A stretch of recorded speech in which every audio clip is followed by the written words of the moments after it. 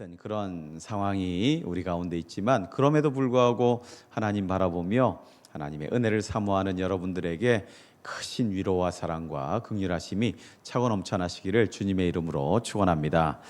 여러분, 오전 말씀 가운데 우리 엘리야의 모습을 살폈습니다. 영적 침체기를 경험하는 성도들의 모습.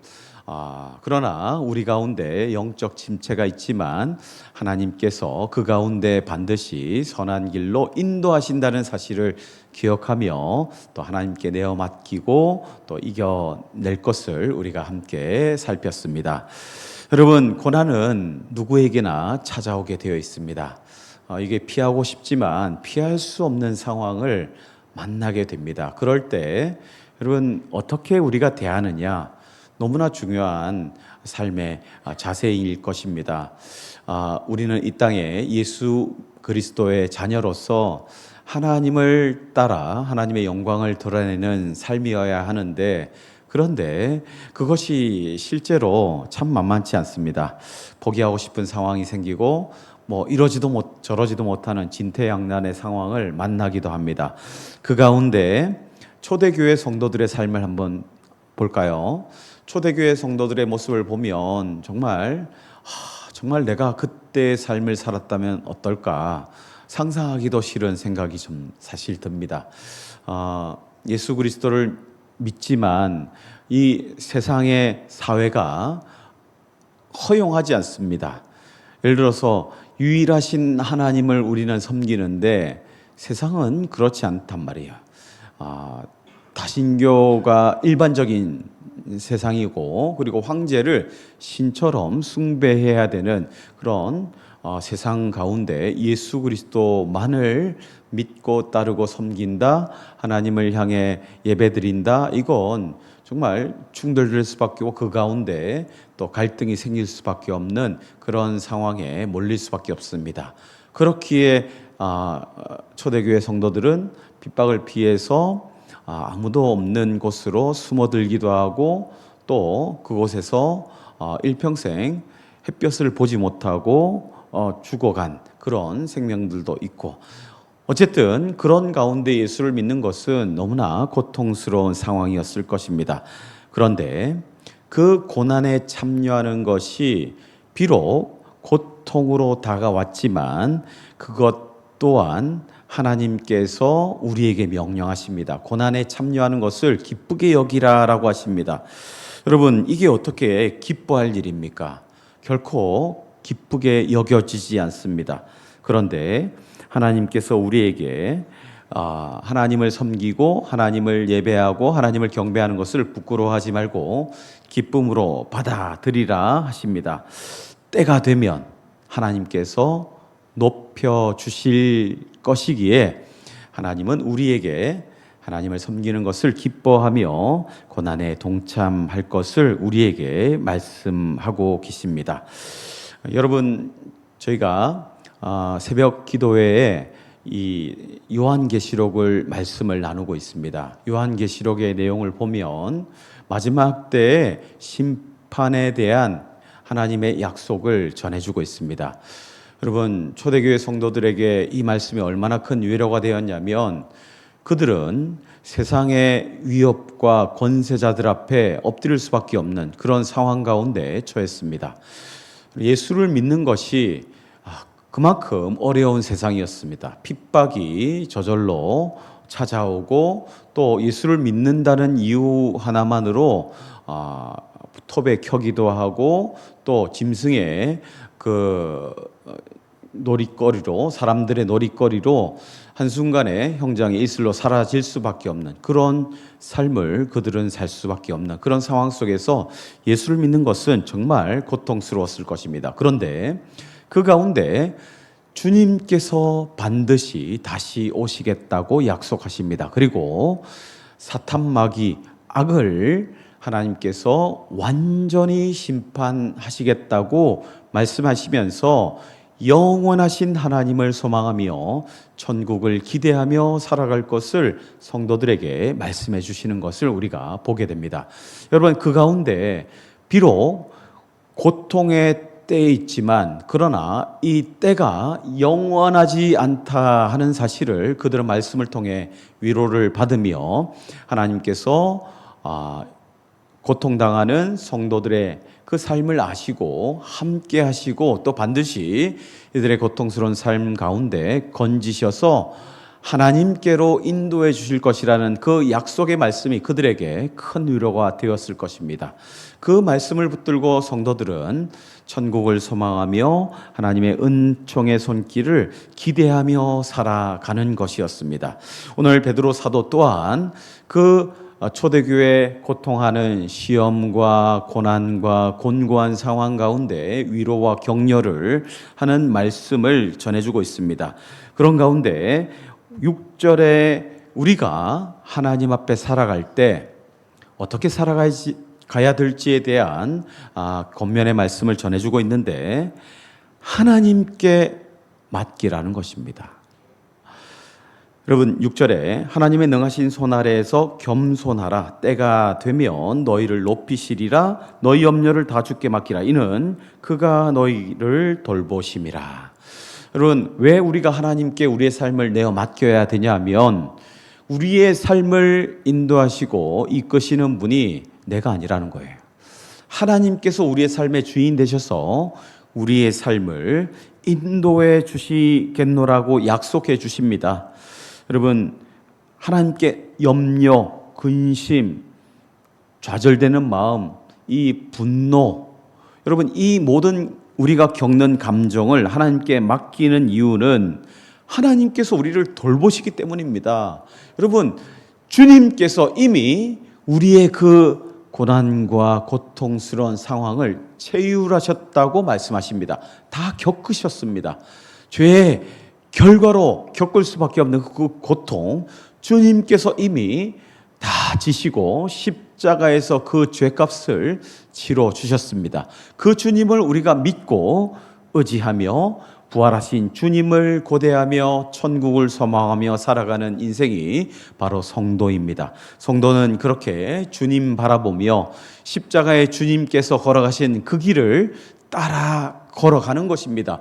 비록 우리 가운데 어려움이 찾아올지라도 우리의 삶 가운데 곤고함이 찾아올지라도 고난이 찾아오고 또 그 가운데 한탄이 찾아오지만 그러나 그 모든 감정들 하나님께 내어 맡깁니다. 왜냐하면 하나님께서 우리의 삶을 선하게 인도하시기 때문입니다. 그 사실을 우리가 믿고 의지하기 때문에 십자가의 주님 바라보며 그 십자가의 길을 내게 허락하신 십자가를 지고 감사함으로 나아가는 것입니다.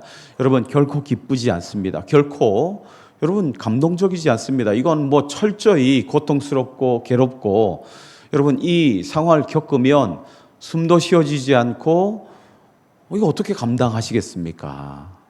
여러분 그런데 감당할 수밖에 없는 상황 가운데 내몰릴 때가 있지 않습니까? 여러분 그 모든 상황 속에서 하나님의 뜻이 있다 하고 믿고 하나님께 내어 맡기는 겁니다. 여러분 그 가운데 내 생각과 내 계획과 내 뜻을 내려놓고 하나님께 내어 맡기는 것, 그것이 믿음의 삶이라고 우리에게 하나님은 말씀해 주고 있다는 것입니다. 여러분 어려운 상황 가운데 최선을 다해야 됩니다. 그건 뭐 당연한 일입니다. 예를 들면 급한 병에 걸렸습니다. 갑자기 몸이 불편했는데 이게 이 불편한 몸을 해결하기 위해서 고통을 치유하기 위해서 경감시키기 위해서 약도 먹어보고 또 뭐 이렇게 저렇게 치료도 받아봅니다. 그런데 치료가 되지 않습니다. 그러면 어떻게 해야 됩니까? 뭐 더 큰 병원에 갈 수 있지 않습니까? 더 큰 병원에 가서 또 정밀하게 검사를 진행해 봅니다. 이렇게도 해보고 저렇게도 해보고 그렇게 해서 안 됩니다. 그럼 어떻게 해야 될까요? 더 큰 병원에 가야죠. 더 큰 병원에 가야죠. 더 큰 병원에 가야 됩니다. 그런데 그 가운데 하나님께서 우리에게 깨닫게 해주는 게 있습니다. 너 과연 나를 찾았니? 라고 하는 하나님의 음성을 들을 수 있어야 됩니다. 제가 예전에 첫 아이를 출산하고 이렇게 첫 딸과 함께 휴가를 갔습니다. 휴가를 갔는데 이 딸이 너무 기분 좋았나 봐요. 너무 기분이 좋아서 이렇게 막 이렇게 방방 뛰는 거예요. 이렇게 너무 좋았나 봐요. 이렇게 아쿠아리움 비슷한 곳에 갔는데 이게 보고 너무나 재밌고 흥분돼 가지고 애가 갑자기 그 테이블에서 우리가 휴게소에서 좀 쉬려고 있는데 테이블 위에 올라가는 거예요. 막 춤을 추는 거예요. 올라가서. 그러다가 어떻게 됐을까요? 뒤집혔습니다. 뒤집혀 가지고 테이블 모서리에 이마를 찧은 거예요. 이마를 찧어 가지고 순간 제가 어떤 생각을 가졌을까요? 큰일 났다. 망했다. 이거 큰일 났다.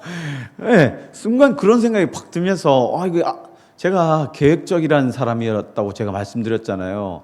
계획 다 짰죠. 오늘은 여기 부산 저기 해양박물관에 가서 아쿠아리움 보고 또 부산에 있는 집에도 방문하고 여러 계획을 가지고 있었단 말이에요. 계획대로 안 되면 어떤 느낌이 들까요? 이거 상당히 기분 나쁩니다. 중간에 뭐가 끼어드는 것 자체가 싫습니다. 그런데 벌써 시작하자마자 깨진 겁니다. 이게 이마가 깨져가지고 피가 질질 나고 그래서 이거 어떻게 해야 됩니까? 병원에 데려가야 될 거 아닙니까? 이거 일단은 제가 볼 때는 이건 분명히 꼬매야 되는 겁니다. 그래서 병원을 갔더니 마침 이 뭐 아동 전문 병원이 있더라고요. 가서 이렇게 보는데 이거 뭐 기워야 되겠네요 하고 기웠습니다. 기우고 그때서야 정신이 돌아오는 거예요. 정신이 하나도 없다가 전 이제 그렇게 크게 다친 적이 처음이었거든요. 그러니까 피를 보니까 사람이 정신이 없어요. 제가 부산의 영도라는 곳에서 그 사고를 당하고 이거 어디로 가야 되나 하다가 병원을 가서 찾아가서 진료를 받고 이제 치료를 하고 이제 아내와 딸이 같이 이제 수술하는데 들어간 거예요. 그래서 밖에 딱 앉아 있는데 그제서야 긴장이 확 풀리는 거예요. 긴장이 풀리면서 아차 싶은 거예요. 하나님을 찾지 않은 거예요. 하나님을. 제가 그때까지 제가 목사인데 딸을 붙들고 기도하지를 못했습니다. 이게 정신이 없으니까 아무 생각도 들지 않는 겁니다. 내 사랑하는 첫째 딸이 이게 사고를 당하고 정신이 없는 가운데 수습을 하고 돌아보니까 내가 하나님을 찾지 않은 거예요. 하나님, 어떻게 해야 될까요? 마음으로 기도해야 되는데 네이버에 찾고 있는 거 아이 유아 전문 병원 이걸 찾고 앉아 있더라고요. 여러분, 제일 중요한 것은 하나님을 찾는 것입니다. 제가 왜 하나님을 못 찾았을까요? 내 삶의 주인이 하나님 된다라는 사실을 입술로는 고백하는데 내 삶이 그런 실력이 안 되는 겁니다. 너무나 부끄러운 겁니다. 너무나 부끄럽고 또 딸한테 더 미안하고 이거 뭐 어떻게 말로 다 표현할 수 없는 그런 감정이 막 찾아오더라고요. 여러분, 무엇보다 다급한 상황, 위급한 상황 속에서 여러분 내가 주인 되니까 허둥지둥 어떻게 해결할까, 이렇게 할까, 저렇게 할까, 이 사람을 만나볼까, 저 병원에 가볼까, 저 사람을 만나면 도움을 받을 수 있을까, 이런 생각을 하게 되는 겁니다. 여러분, 그런데 우리가 하나님을 바라보지 않으면, 하나님께 구하지 않으면 세상에 하나님을 모르는 사람과 똑같아질 수 있다는 사실을 기억하셔야 됩니다. 하나님께 맡기셔야 됩니다. 하나님께서 우리의 삶의 주관자이시고 주인이시고 그 하나님께 이런 일들이 일어났다. 여러분, 다급한 분은 하나님 아니십니까? 여러분, 하나님께서 어쩔 줄 몰라 하시는 상황, 그게 눈에 보이지 않습니까? 그때는 안 보이는 거예요. 내가 주인 되니까 내 모습밖에 보이지 않고 하나님은 보이지 않으니 우리가 내 모습대로 허둥지둥 될 수밖에 없는 것입니다. 여러분, 그런 우리에게 하나님은 겸손히 하나님께 맡기라는 것입니다. 겸손하지 못하니까 내 생각대로 내가 어떻게 문제를 수습하려니까 이렇게도 해보고 저렇게도 해보고 허둥지둥 여러분 시간만 가는 겁니다. 여러분, 그 가운데 모든 염려를 주께 맡기라고 하십니다. 왜냐하면 주께서 우리를 돌보시는 분이시기 때문입니다. 하나님은 그렇게 우리에게 하나님을 의지하고 하나님께 의탁하는 삶을 살라고 우리에게 도전하고 계십니다. 고난이 찾아오는 것은 당연한 일입니다. 당연하다고 생각하셔야 됩니다. 나에게는 고난이 없을 거야. 그렇지 않습니다. 여러분, 험한 바다를 지나가는 큰 배는 큰 험난한 파도도 만날 수 있습니다. 오르락 내리락 하는 가운데 앞으로 전진하는 것입니다. 여러분, 한없이 오르막만 있을 수 없습니다. 한없이 내리막만 있는 게 아닙니다. 그 가운데 오르막도 있고 내리막도 있고, 그런 가운데 고통을 느끼기도 하고 감사가 찾아오기도 하고, 그 가운데 내 삶의 중심에 하나님이 있다는 사실을 잃지 않으면 우리는 여러분 선한 길을 걸어갈 수 있을 것입니다. 하나님의 도우심의 손길이 있는 삶, 하나님을 의탁하는 삶, 하나님께 맡기는 삶, 여러분 그런 인생을 하나님께서 반드시 높이 세워주신다고 우리에게 약속하십니다. 여러분, 깨어 하나님을 찾을 수 있는 저와 여러분 되시길 바랍니다. 여러분, 그런데 사단마귀는 우리를 끊임없이 요동치게 만들거든요. 하나님께 가까이 가면 갈수록, 하나님을 찾으면 찾을수록 사단마귀는 우리를 넘어뜨리려 합니다. 더 혼란스럽게 만듭니다. 여러분, 강도가 더 심해질 수 있습니다. 8절에 보면 근신하라 깨어라 너희 대적 마귀가 우는 사자같이 두루다니며 삼킬 자를 찾나니 라고 말하고 있습니다. 두루다니며 삼킬 자를 찾는다는 겁니다. 허겁지겁 허둥지둥하는 성도들을 찾습니다.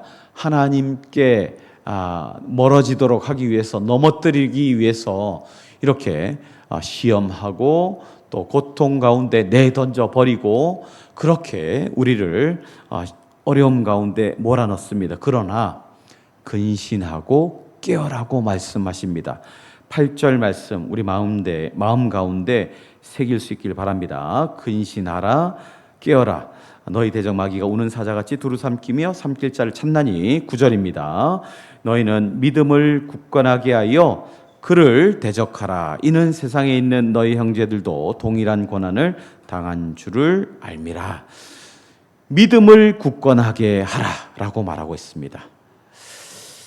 악한 사단마귀를 대적하라 라고 말하고 있습니다. 왜냐하면 혼자가 아닙니다. 우리가 함께하는 교회 안에 함께 가족된 예수 그리스도를 믿음으로 한 가족으로 세워주신 교회 성도들이 우리 가운데 있고, 동일한 어려움 가운데 그 어려움을 겪으신 분들도 계시고 또 앞으로 계속 겪는 분들도 계실 것이고, 그 가운데 서로를 위로하고 격려하고 서로를 의지하여 이길 수 있기 때문에 하나님께서 결코 혼자가 아니야, 두려워하지 마라고 하시면서 서로를 격려하라고 하십니다. 또 굳건하게 믿음을 지키라고 말씀하고 계십니다. 그 가운데 하나님께서 우리를 어떻게 하시느냐? 너희를 부르사 자기의 영원한 영광에 들어가게 하실 것이라고 10절에서 약속하고 계십니다. 그런 가운데 10절 후반부, 중반부부터 우리 함께 같이 읽었으면 좋겠습니다. 잠깐 고난을 하는 부분부터 우리 같이 한 목소리로 함께 읽겠습니다. 시작. 잠깐 고난을 당한 너희를 친히 온전하게 하시며 굳건하게 하시며 강하게 하시며 터를 견고하게 하시리라. 아멘. 영원한 영광에 들어가도록 인도하시는 주님께서 우리를 지키실 텐데, 고난 가운데 친히 우리를 온전하게 하게 만들어 주시겠다고 하십니다. 그리고 굳건하게 하시겠다고 약속하십니다. 그리고 강하게 하시고 터를 견고하게 하시리라 약속하십니다. 여러분, 어떤 상황 속에서 이런 은혜를 경험하는 걸까요? 고난 가운데, 곤고한 상황 속에서 하나님께서 우리를 이렇게 하나님의 선하신 뜻 가운데 우리를 견고하게 하시며 강하게 하시며 또 우리를 선한 곳으로 인도해 주시겠나라고 약속하십니다. 여러분, 하나님의 이러한 선하신 뜻을 붙들고 기대하며 믿음으로 살아가는 것이 바로 성도의 삶이다 라고 하는 것을 하나님은 우리에게 말씀하시면서 견고하게 믿음으로 서라, 두려워하지 마라. 내가 너와 함께 할 거다라고 약속하십니다. 그 하나님을 바라보는 겁니다. 그 하나님을 의지하는 겁니다. 여러분, 오전에 제가 잠시 우리 금요일 토요일 청년들과 함께 있었던 이야기를 잠시 나눴잖아요. 정말 당혹스러웠습니다. 제가 청년들 몇 명과 함께 제 아내와 저와 이렇게 갔는데 이게 갑작스럽게 급체를 한 거예요. 이게 매운 음식이 들어가서 그런지 아니면 해산물을 먹어서 그런지 이게 급체하니까 뭐 어쩔 줄 몰라 하더라고요. 평소에 그런 일이 거의 일어나지 않았는데 그런 일이 일어나니까 저도 너무 당황스럽고, 저 같으면 어떻게 했을까? 저 같으면 병원 안 갑니다. 그냥 아파서 그냥 누워서 그냥 가만히 아빠 끙끙 앓고 그냥 있었을 것입니다. 이제 갑자기 그런 상황이 일어나고, 왜 우리 급체하면 어떤 일이 일어나냐면 식은땀이 나잖아요. 그리고 체온이 뚝 떨어지는 것처럼 온몸이 차갑게 되는 그러한 일이 일어나잖아요. 실제 그런 상황이 벌어진 겁니다. 그리고 막 설사를 해대고 막 얼굴이 허옇게 질려가지고, 그래서 이제 이게 큰 마트에 있었는데, 그러니까 어떻게 할지 이게 어떻게 해야 되나 고민이 되다가 큰 마트에 보면 약국이 있잖아요. 약국이 있더라고요. 그래서 약을 샀습니다. 약을 사서 급하게 약을 먹고 복용했는데도 좀처럼 나아질 기미가 보이지 않아서 따보자 해서 따보기도 하고 했는데 나아지지가 않는 거예요. 그래서 잠시 기다렸다가 조금 가라앉으면 좀 괜찮겠거니 했는데 이게 그렇게 될 문제가 아닌 거예요. 제가 오후 7시부터 9시 2시간 동안 기다려도 전혀 차도가 없어서 안 되겠다, 큰 병원 가자, 응급실 가자 해가지고 알아보니까 이게 우리 동네에 있는 의령병원처럼 이게 아주 큰 병원은 아니지만 동네 이 환자들이 편하게 드나들 수 있는 병원이 있지 않습니까? 이런 병원이 없는 거예요. 바로 앞에 어떤 병원이 있냐면 차를 타고 5분 정도 가니까 부산에 이 백병원 아시죠? 백병원이 있더라고요. 이게 큰 상급병원이거든요. 상급병원 응급실로 간 거예요. 그래서 의사가 이렇게 보더니 이런 사람이 여기 오면 안 되는데 하는 눈빛으로 봐요. 왜 여기 왔냐 그 얘기예요. 여기는 이게 숨 꼴딱꼴딱 넘어가는 사람, 119 타고 오는 사람, 이게 당장 손 쓰지 않으면 안 되는 사람. 실제로 제가 여기 쭉 누워있는 환자들을 보니까 이게 그냥 보통 상황이 아닌 거예요. 얼굴이 노란 사람이 있더라고요. 그리고 얼굴이 하얀 사람이 있고 막 이런 사람이 있고, 좀 있다가 얼굴이 막 두드러기가 온몸에 나가지고 벌겋게 된 사람이 옆에 누워 있고 계속 벅벅 걷는 겁니다. 제 몸이 간지러워지는 느낌이 막 들고 빨리 탈출하고 싶은데 좀처럼 나아지지가 않습니다. 그런 가운데 의사들이 저 사람 보니까 저 사람은 이제 25, 6밖에 안 됐고, 저걸로 왜 여기 와? 이런, 거기밖에 병원이 없었어요. 해운대 보니까 거기밖에 병원이 없었어요. 응급실. 어지간한 병원 가면 저 또 멀리 가야 되는데 그러다 큰일 날 것 같고 일단 가니까 기다리래요. 한참을 기다렸는데 이렇게 저렇게 물어보니까 이 정도 괜찮을 것 같은데 급체하긴 했는데 검사를 한번 해보자는 거, 피 검사도 하고 엑스레이를 찍자고 하는데 엑스레이를 왜 찍는지 모르겠습니다. 저는 배 엑스레이 찍으면 안에 나오나요 이게? 근데 엑스레이를 찍어야 된대요. 그리고 심전도 검사를 해야 된대요. 내가 거기서 스톱 시켰어요. 심전도 검사를 선생님 왜 하나요? 그러니까 여기는 무조건 와서 해야 됩니다. 잠시만요. 무조건 와서 해야 되는 게 이해가 안 돼요. 제가 심전도 검사하면 심장에 문제가 있어서 이게 큰 상황이 있을 때 하는 건데 이걸 꼭 해야 되나요? 라고 하니까 처음에 간호사가 째려보더라고요. 시키면 시킨 대로 하지 자기가 뭐라고. 그래 이제 하는데 의사 선생님 오는 거예요. 저희는 이게 종합병원의 이 응급의학센터, 이 지역의 응급의료센터라서 사실 제가 봐도 이 친구는 죄해서 그런 건데 그래도 정해진 규율대로 우리가 하고 혹여나 있을 상황을 대비해서 검사를 해서 그걸 확인하기 위해서 하는 겁니다 라고 하시더라고요. 그런데 선생님, 아무리 제가 생각해도 이 친구는 배탈 난 건데 심전도 검사까지 하는 거는 조금 과한 거 아닌가 생각이 들어서 말씀드립니다 하니까 이렇게 위아래를 훑으면서 관계가 어떻게 되세요? 이러는데, 관계가 뭐 아버지 되세요? 하니까 아버지는 아니고 제가 뭐 거시기 하더라고요. 이게 좀 그렇다고 제가 수련회 왔다가 배탈 나서 이렇게 됐습니다라고 얘기하기가 그래가지고, 제가 교회 목사인데요, 친구가 갑자기 급체해가지고 그랬습니다. 제가 이해는 하는데 이 병원 사정이 있어서 그렇습니다. 이해해 주십시오. 이해는 하는데 검사는 못 받을 것 같습니다 하고 둘이 동의를 구했습니다. 주연아, 죄송합니다.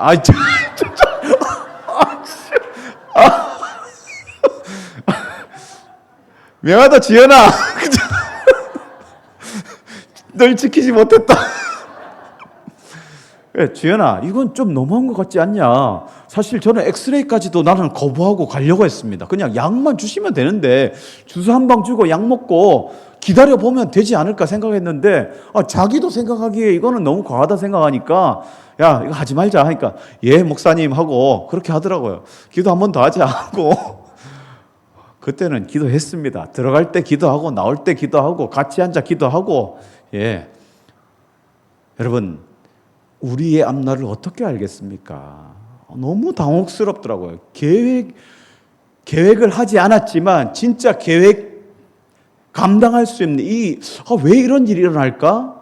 그런데 감사하게도 아내가 있었지 않습니까? 아내와 같이 갔거든요. 아이들을 우리 어머니 댁에 맡기고 아내와 같이 가서 남은 청년들과 아내는 이렇게 같이 대화를 나누고 심도 깊은 신앙 얘기를 함께 나누고, 저와 주연이는 의사 선생님 한번 보고 간호사 한번 보고, 내가 진짜 한번 내가 목사 얘기 안 물어봤으면 내가 제대로 한번 따지려고, 기분 나쁘더라고요.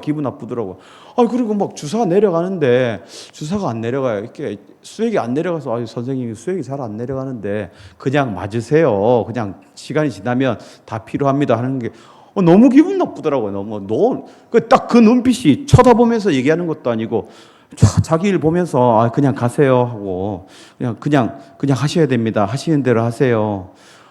내가 사실 목사란 얘기를 안 했으면 제가 한바탕 할 뻔했습니다. 큰일 날 뻔했습니다. 제가 너무 기분이 안 좋더라고요. 그래서 근데 옆에 계신 선생님이 친절하게 또 대해주는 거예요. 그래서 옆에 가서 막 말씀드리니까, 여기에 얘기하시고 거기에 얘기하지 마세요. 뭐 해드릴까요?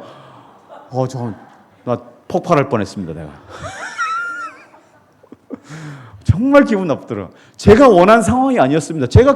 이런 상황은 제가 원한 상황이 아니었습니다. 이제 청년들과 이런저런 기쁜 얘기를 하고 밤에 아름다운 불빛 아래서 해운대 전경을 보면서 커피 한 잔 마시면서 이렇게 우리의 미래를 함께 논하려고 저는 그런 생각을 가졌거든요. 이게 내 뜻대로 되지 않는 겁니다. 내 뜻대로. 그런 가운데 하나님께서, 야, 네 뜻대로 되는 게 뭐가 있냐. 하나님, 그래서 제가 오늘 계획을 안 짰잖아요. 제가 뭐 괜찮습니다, 하나님. 그런 가운데 다행스럽게도 그 다음날 컨디션이 제법 회복되었더라고요. 그래서 이제 이렇게, 야, 우리 바닷가까지 왔는데 이렇게 수영 한번 하고 가야 되지 않겠니 하니까 청년들이, 정말요? 수영을 한단 말이에요? 이렇게 의아한 표정이야. 그게 진심이야. 목사님 지금 색깔 셔츠 팬츠 입고 진심인데 수영 무조건 해야겠다 하니까, 도살장에 끌려가는 친구들 투덜투덜대면서 준비는 했더라고요. 준비는 했는데 이게 재미없는데 가니까 안 나올라 하더라고요. 이게 저는 짧게 딱 하고 딱 아침 먹고 기도하고 딱 오려고 했는데 한참 있다가 나중에 나오더라고요. 신나게 그렇게 놀고 또 유익하게 시간을 보내고 또 같이 삶을 나누는 시간을 가지게 되었습니다.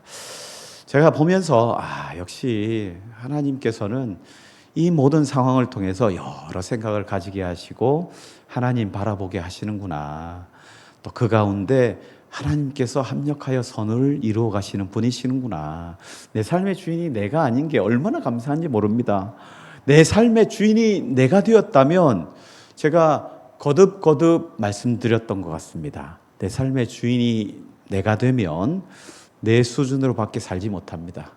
그러나 여러분, 우리는 하나님 자녀입니다. 하나님께서 인도하시거든요. 하나님께서 어떤 상황을 어떻게 엮어가실지 모릅니다. 내가 이 사람 만나서 되겠나? 그 사람 만나서 나를, 여러분 오늘 10절의 말씀처럼 이렇게 만들어 가십니다. 예상치 못한 고난의 상황을 통해서 이렇게 만들어 가십니다. 나를 친히 온전하게 하시며 견고하게 하시며 강하게 하시며 터를 견고하게 하시는 하나님. 인내를 온전히 이루라 하십니다. 이는 너희로 온전하고 구비하여 조금도 부족함이 없게 하시는 하나님. 그렇게 나를 여러분 하나님 수준으로 예수님 닮아가게 만들어 가십니다. 얼마나 감사합니까? 얼마나 감사합니까? 달라지는 겁니다. 지금의 나와 내일의 나는 달라집니다. 주님 손에 쪼물딱 여러분 하나님께서 빚어 가십니다. 그러면서 예수님 닮아가게 만들어 가십니다. 내 생각, 이게 아니구나. 이런 방식으로 생각하면 안 되는구나. 하나님의 뜻이 있구나. 하나님의 방식이 있구나. 그 하나님께 내 삶을 내어 맡겨야 되는구나. 그렇게 맡기고 나아갈 때 만들어 가시고 빚어 가시는구나. 여러분, 그 하나님을 우리가 드러내는 겁니다. 우리의 삶 가운데 절대 원래 나라면 왜 이런 일이 나게 있었을까? 불평하고 불만을 터뜨리고 누군가를 원망하고 했을 테지만 원망하지 않아도 되는 상황 가운데로 인도하시는 하나님, 불평하지 않고 오히려 그 상황을 바꾸어 하나님의 뜻을 이루어가는 도구로 사용하시는 하나님을 만날 수 있는 기회가 되는 것입니다. 여러분, 그 하나님을 만날 수 있길 바랍니다. 그러기 위해서 우리는 우리의 삶을 하나님께 내어 맡기는 겁니다. 그리고 믿음을 굳건하게 하시는 하나님을 의지하며 선하게 인도하실 거야. 지켜주실 거야. 겸손하면 때를 따라 높이시는 하나님, 그 하나님을 의지하며 날마다 승리할 수 있는 저와 여러분 되시길 주님의 이름으로 축원합니다. 기도하시겠습니다.